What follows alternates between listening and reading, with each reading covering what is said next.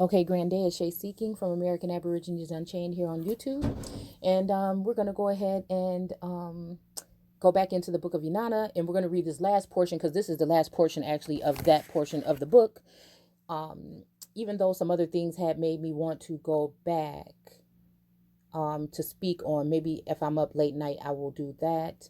But for now, I just wanted to finish this off because I feel like it was incomplete. And it says the people of Sumer assembled in the palace, the house which guides the land. The king builds a throne for the queen of the palace. He sits beside her on the throne. Now, okay. Okay, so again, I don't know why I'm seeing, we're talking about like this throne. I don't know, it's making me think it's something to do with the mind. I don't know. You see, like if this is something, okay, not even the mind, but something spiritual that's happening, right? A joining of something, someone, some flames. Again, I could look at this two other ways. Like I told you before, the twin flame being like something that goes on with a connection within you.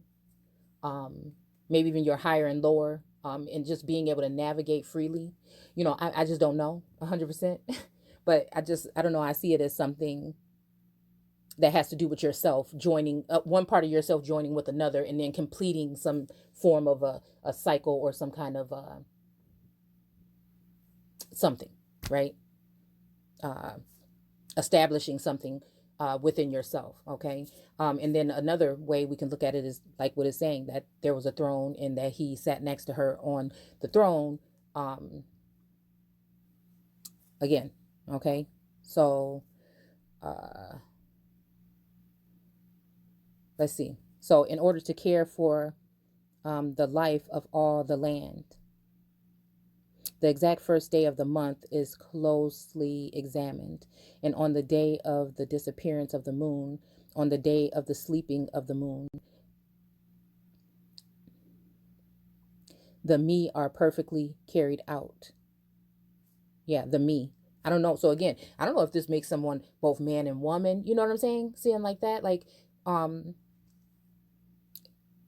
whew. Okay, that I can go somewhere else with that. Even if like there was a male and female celestial or twin, some kind of relationship in that manner, and they ended up joining together as one. So kind of like the book The Spring that I was reading to you guys, and I was sharing with you guys a while back. It was said that Elijah and Esther would be joined together. Okay. And it had a lot to do with her scrying and things like that, right? And then again, it reminds me of the fact that when it comes to scrying, that Esther's father in that book did not want her doing it, but Elijah was trying to ease her into it and letting her know that it's something that should be studied, or he was encouraging her. But again, sometimes I question why and what his real motive was. Right. And then I think he even was hypnotizing her sometimes. And it has something to do with a spring and all these other things. So, I'm just looking at this thing from like all the information that I've taken in so far. And then also when we talk about the reef, I thought it was very interesting in Moana when we talk about the going beyond the reef. If you put that in a symbolic way of looking at it, and you look at the term reef in etymology, it kind of, I don't know, it reminds me of something like going to an outer limit, or going, I don't know, something like a spiritual or a mental thing again. Because, even her grandma told her, you are your father's daughter, stubbornness and pride. But one day you might hear a voice inside. And if that voice starts, okay, you know what I'm saying? Then that's who you are. Okay. And so again, I can relate to that storyline. Okay. And a lot of these, storylines are very relatable because again, I think that they're all stem from one or a couple of different instances that have been, okay, turned into different sectors such as mythology, biblical, historical, and folklore, and so on and so on. Okay. So, so anyway, that was a lot, but I'm just trying to get you guys, I'm just trying to share what I'm thinking and how I'm thinking. So it says, in order to care for the life after all the lands, okay, and all that disappeared. Yeah, the me are perfectly carried out. So the new year day and the day of rites may be properly determined, and a sleeping place be set up for Inanna. So again, that kind of sounds, like a chamber or something, or a place where she's gonna sleep. But also, at first I was thinking like, oh my goodness, what are we talking about, like a tomb or something? But possibly not. So it says, the people cleanse the rushes with sweet smelling cedar oil. They arrange the rushes for the bed. They spread a bridal sheet over the bed, a bridal sheet to rejoice the heart. The bridal sheet is sweeten the loins. The bridal sheet for Inanna and Dumuzi. The queen bathes her holy loins. Inanna bathes for the holy loins of Dumuzi. She washes herself with soap. She sprinkles sweet smelling cedar oil on the ground.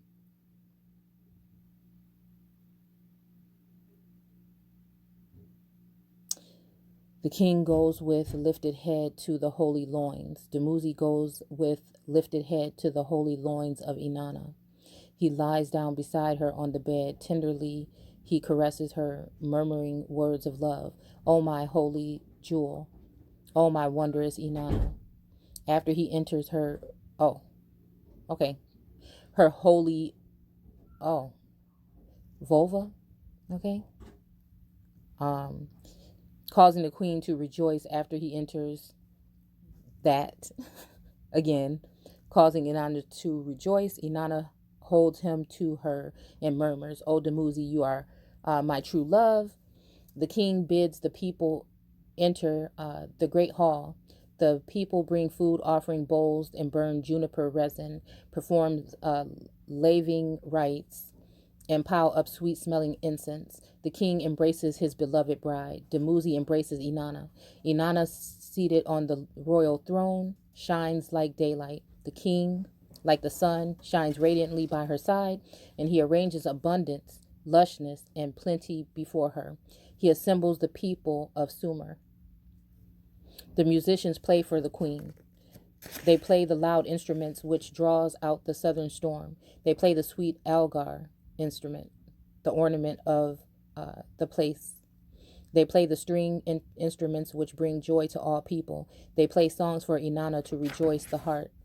The king reaches out his hand for food and drink. Dumuzi reaches out his hand for food and drink. So it's kind of like maybe like a ritual or something going on, possibly, with two couples here. Almost even sounded like Adam and Eve and the man and the woman in the Garden of Eden. I mean, just sound like it to me a little bit. But it says, the place is festive, the king is joyous. In the pure, clean place, they celebrate Inanna in song. She is the ornament of assembly, the joy of summer or Sumer. The people spend the day in plenty. The king stands before the assembly in the great joy. He hails Inanna with the praises of the gods and the assembly, holy priestess, created with the heavens and earth. Inanna's first daughter of the moon, lady of the evening, I sing your praises. My lady looks in sweet wonder from heaven. The people of Sumer parade before the holy Inanna. The lady who ascends into heavens, Inanna is radiant, mighty, majestic, radiant, and ever youthful. To you, Inanna, I sing. And that's it. So,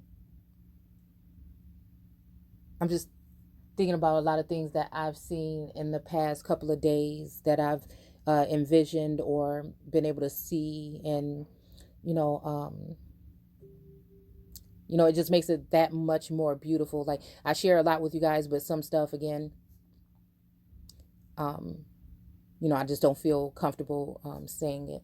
So, um, definitely, it feels like something here. I don't know. Maybe you could go back and see the darkening of the sun and the moon as signs. I think I put the video up already, but I don't know. I feel like there's something here. And there was a lot to read, so I know I didn't finish it, but I'll try and do that tonight. So again, I want to thank you guys for listening, and your comments and your support, and for sharing and liking and commenting. And also, if you want, you know, there's been a couple of people come over to the group, but if you want, you can join us in the Facebook group American Aborigines Unchained on Facebook, where we share a lot of alternative information like this, and other, they share a lot more information. So again, I'll see you guys later. Take care.